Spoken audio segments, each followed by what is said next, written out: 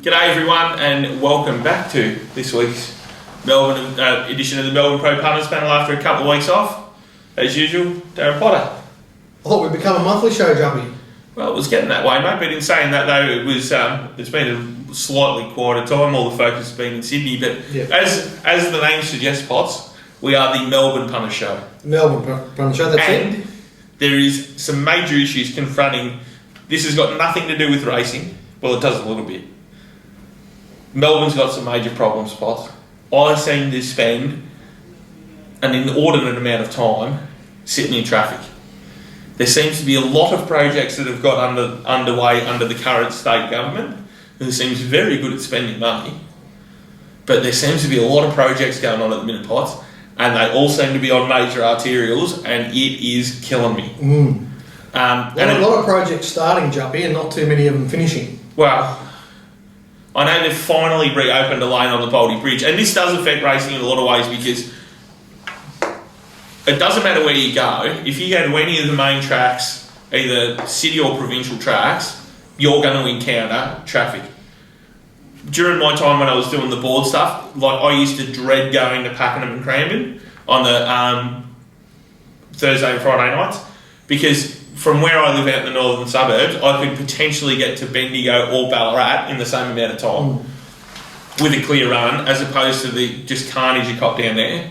We're still persisting with these night meetings. The night meetings should, I don't know how you feel about it, Potts, but in my opinion, I think the night meetings should drop off once the footy starts. There's no point putting Thursday and Friday night meetings on up against the footy. Well, can I say, on that point, Jumpy? Yeah. One of our correspondents, I think. Yeah. I just read, like, occasionally I go on and check your tweets and Ralphie's and stuff like that. So I'm not quite sure where he fits in. But I've got to, just recognise him as a very funny man, because it's not the first time. Shane Adair. Oh, the great man, Benny the Bag. The night of the first football match, which was Carlton Richmond, from memory. Yes. It was a Pakenham meeting on. Yeah. And he tweeted something on the lines of, "There won't be much interest in the footy tonight with Pakenham on." Yeah. And with that, you're a very funny man, Shane. I'd love to meet you one day, mate. Definitely, you're always welcome on this show, Shane. And also, that's the last we'll mention of the footy. You can come and join my package for the footy pots. It hasn't been going. Well, now would be a good time to join, Jumpy. Yeah, there's got to be enough. You've written and he gets his regular mention here. I spoke to Snowy about it because he went through a similar thing when he started with Champion Bigs. And he goes, all you're doing, Jumpy, is sorting out the True Believers. So if there's any True Believers still left, head to one to follow. You can grab pots of stuff and you can jump on the tech service for the AFL. Well, if it helps you any, Jumpy, I'll just give you a bit of a history lesson, and that some of our viewers might not be aware. When I first started doing a set, the first 3 sets lost. And I would say particularly the second and third ones were very stiff. There was a lot of narrow photo finishes involved there. But anyway, that happened, and at the time, Robbie Waterhouse was also doing a set through the Punter Show, and I just said to Dallas at the time, "Don't worry about it, Dal. And we went from the first week we might have had, say, 15 subscribers. It went down to, I think there were 2 or 3 left. It was probably, Greg, who you know who you are, Greg. I don't want to say your last name just in case you don't want me to. No. Greg is an absolute champion, and probably Rexy, that sort of thing. And I said, don't worry about it. Look, it'll be fine, but just let's build up some history first. And once we've got enough winning behind us, then we'll have something to advertise and to market. Well, as it turned out, I think I won about 6 out of the next 9 weeks or something. But somewhere along that trip, I'm not quite sure the exact point. Yeah. But Ray Murray, thanks Ray, put a stop to Robbie Waterhouse. I can tell you when it was, Potts. It was the Kylie Diva Stakes Day. Right. Because I remember walking into Flemington and Mark was running the Waterhouse stand, and I spoke to him and said, "What's going on?" Because I was getting that set. What the hell's going on? And he said, "That's what's happened." And I remember going down and betting in the Lawn Undercroft against the now betting supervisor / steward in Sydney. Oh, there you go. So there is a trip down memory lane. Well, so anyway, when I'd been through a baptism of fire, it was really tough, and then all of a sudden Robbie set was no longer available, so there were all these people that had been subscribing to Robbie's that were looking for something. A lot of them got mine, and I think I won the next 8 weeks in a row. Yeah. So sometimes everything happens for a reason, Juppy. So for those that have signed on with Juppy's AFL, stick solid. It's a good lesson in variance. It'll work itself out, and there's always a mountain that follows a bit of a bit of a dip. And to put that into perspective, Potts, like in the footy tipping competitions, I know the first week in the RSN one, which you'd have to think A, there'd be some reasonably learned guys in there, and B, it's a reasonably big comp. No one tipped 9 the first week. One person tipped 9 the second week, and the best last week was 7.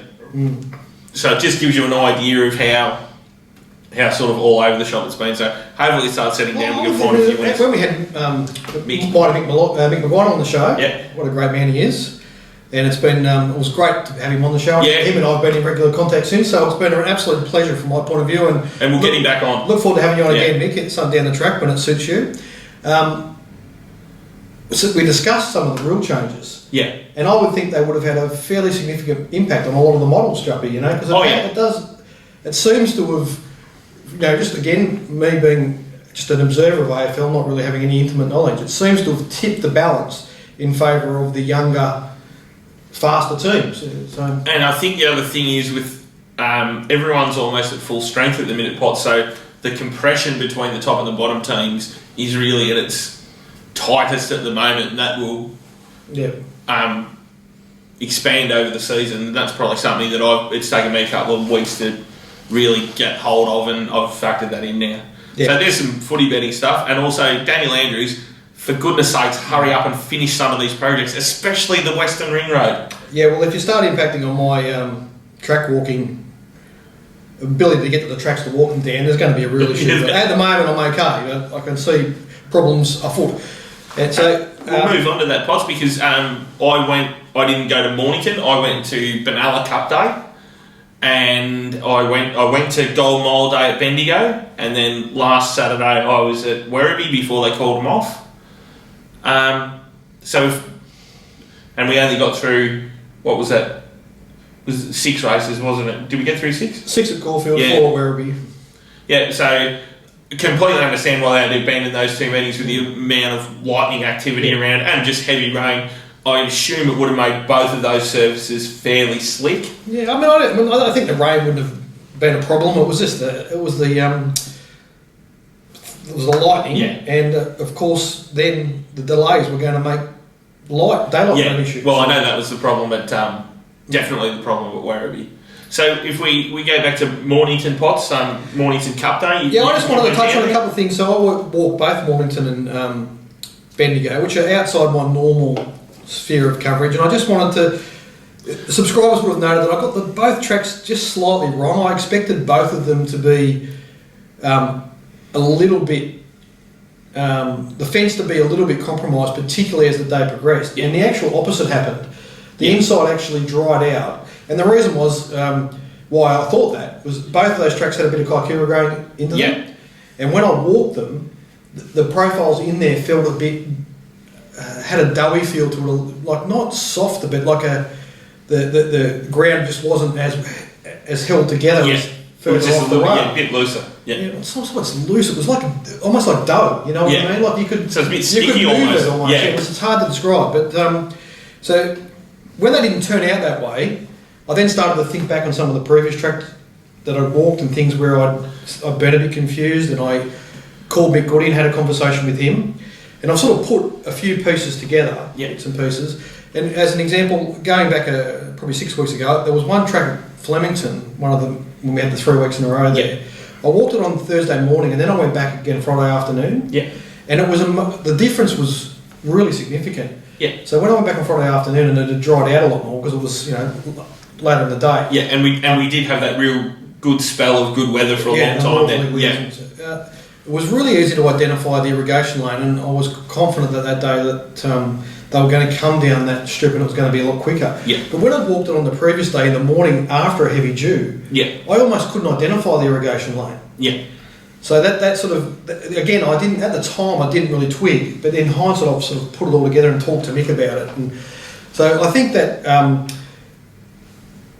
and when I went to Mornington and Bendigo, because they're further away, I went earlier than normal. I walked them both after heavy dews, and then when I've got the tracks slightly wrong and the inside has held up and has dried out, I think the feeling I got from the tracks was largely to do with the dew. And Mick sort of explained, talked me through it, and explained the sort of impact it has, and that it gets more and more substantial as we get further and further into winter.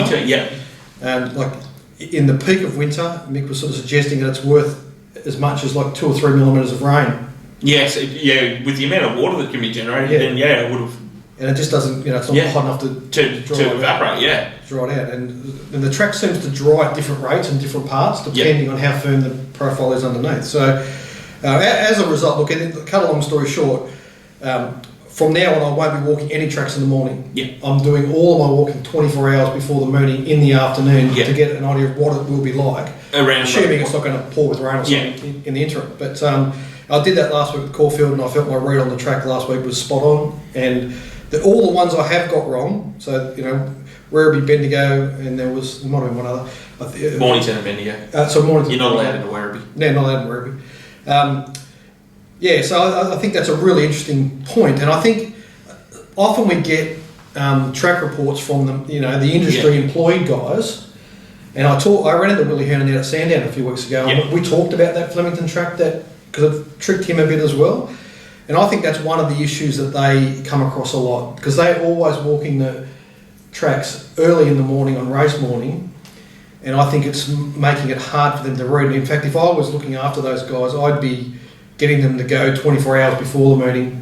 And they're also the first to be thrown under the bus by the cherry picker. Yeah, the cherry picker likes to, pick holes in anything they do. So, I think the task they're given is extremely hard because of the time that they're walking the track. I think if they walked it, if the race meeting is due to start at 1:30, they walked at 1:30 the day before, they'd get a much clearer idea of what to expect. How it's going to race, especially if there's no weather, and not only that, the stewards walk it an hour before the first anyway. The steward, exactly.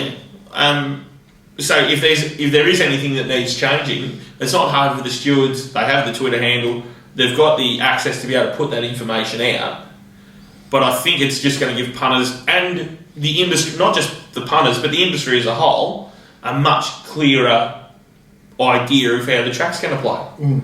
So I know that the trainers in an ideal world wanted it. Well, that's a good point, Joey. On Saturday, you were leading straight into a good point.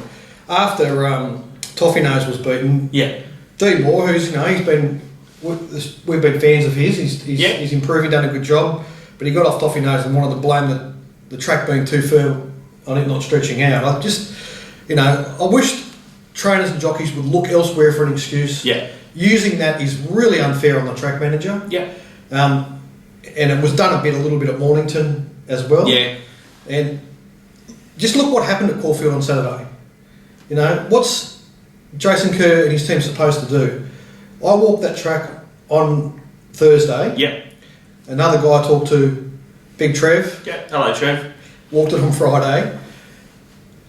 I thought it was at 3 o'clock on Thursday afternoon on a pretty warm day, it was still 3.5. Like it hadn't really dried out to a 3. Like on the dry side of a 3 or anything. It was, there were probably between a 3 and a 3.5. Trevor actually thought it was, because they put a bit of irrigation on it on Friday, I thought it was a bit closer to a 4 than a 3.5. Right? So, and then after race 6, it pours with rain.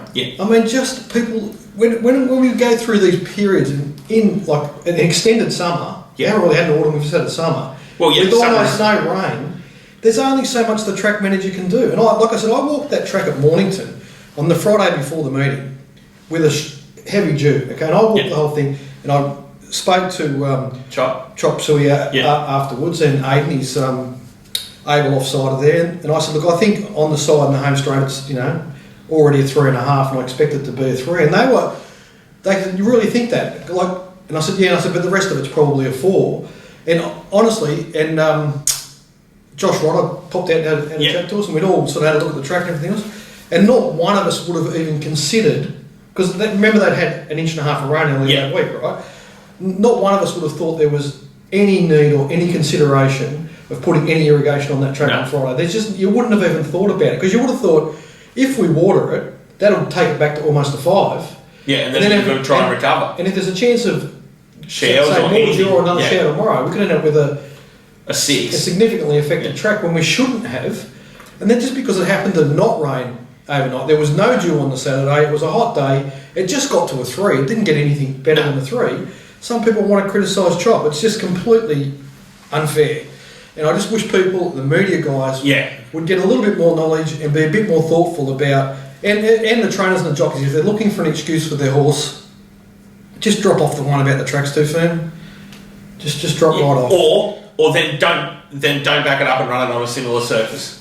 It's a nonsense. And the other I bet if we had asked Buckets after the next race, when he rode Toffee Nose beautifully, by the way. Yeah. I go back Toffee Nose, he couldn't have ridden it better. The horse was just disappointing. Following race, he rode Lycurgus beautifully and got it home. Like, good on your Buckets. I mean, don't. Yeah, we're not having a dig at Buckets. All we're doing is saying it's not the tracks. And the other thing that we've got to keep in mind is Potts is. So we raced 3 weeks in a row at Flemington. It's now having a spell before the Anzac Day meeting. So then we went to Mornington and Bendigo. Well, now we've got 4 Caulfield meetings in a row, 4 Saturdays in a row at Caulfield, because the Easter Monday meeting's at Sandown. And Moonee Valley, essentially, once the night meetings finish, has maybe 1 or 2 meetings during the winter. And as we know, Potts, as you can recall, when you and I went for that walk around at the that Wednesday meeting they had there, where it was the travelator up the inside and the grass was thin, and like the tracks, especially a track like Moonee Valley that does race magnificently over the summer, they need time to renovate and regroup and do all the stuff that they need to do. But now the workload goes on to Caulfield because, as you say, like it was almost on Saturday afternoon at about 4 o'clock, they rang the bell to say that summer's over. Yeah, exactly. That's because exactly right. It was like, and then all of a sudden you've just got the next 2 or 3 days have just been freezing cold, and it's like winter's here. So you've talked about a good point there. So that they rang the bell. Yeah. 4 o'clock in the afternoon. So that's it. Summer's finished, boys. Go and get your jumper. We're moving into we can call it late autumn if we want, but it's really we're heading towards winter. It's freezing quickly. Bit of we've had a couple of quiet weeks here with Mornington and Bendigo. The next 4 weeks at Caulfield, that's got me licking my lips. Yep. I did an enormous amount of work on that meeting on Saturday to really get me well prepared for those 4 weeks. And I think, I think the next 3 weeks are right territory for us. We should be able to do some really good work there. And then the winter season in Melbourne is really good. Like Flemington holds up superbly year after year. Well, you're going to be raining on, like especially between Flemington and Caulfield, we're going to be running on, unless you get rain on the day, dead 5 probably, worse. But generally they're good. Unless it rains on the day, they're 4s and 5s, and there's a lot of good continuity to the racing. They run those winter championship series, and it all flows. And the thing about Moonee Valley, when we do get back racing there, last year, 12 months ago, that track had an issue. Yeah. And it fell apart a bit. This year, that track is in incredible order. It won't have any problems through when they do race there. Yeah. There will be no issues. I mean, I certainly won't be one bit afraid of being there. That the health of that track is amazing. Like they've had all the other curators from the other Melbourne venues going out and looking at it because of this new fertiliser they've been using that's produced a shear rating that's so high it's off the scale. It's off the chart. Well, it's not too dissimilar to a horse, is it, Potts? In an ideal world, you want to send the horse out in good health, out to the paddock to spell, rather than having it gutted and sending it out there with an issue. It just means that it'll come back beautifully. But so Potts is looking forward to betting. Head to One to Follow to get his stuff. We're going to take a short break and we'll come back with part 2. Sounds